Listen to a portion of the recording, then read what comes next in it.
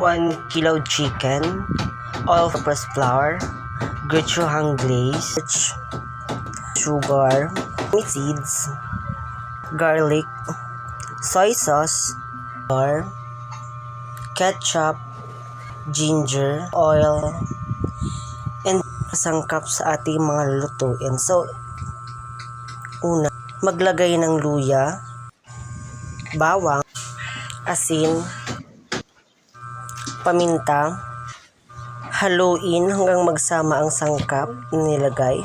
Pagkatapos haluin, maglagay ng harina sa isang chicken at cornstarch. Haluin ulit hanggang magsama-samang harina at cornstarch. Maglagay ng kalahating basong tubig, haluin at pwede ng prito. Buksan ang kalan, ilagay ang mantika, painitin ang mantika, ilagay ang manok sa mainit na mantika, pituhin sa katamtamang apoy upang hindi masunog. Panggap naman si Akla. Pagkatapos ng 5 minutong pagluto, hanguin ang manok at ilagay sa lalagyan. Tapos ng 10 minuto, pituhin ulit ang manok sa mababang apoy.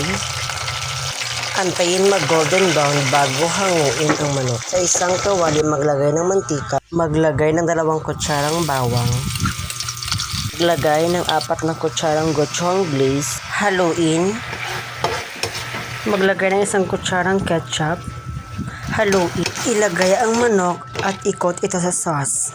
Ilagay sa puting plato at lagyan ng sesame seed. And that is the finished product. Our crispy fried chicken with gochujang glaze. The finished product. Anong pangano po? Gusto ko po ng honest review about sa niluto ko.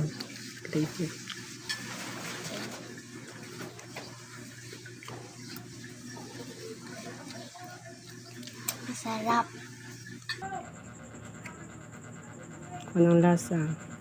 Sarap. Ito ang sauce. Kaya.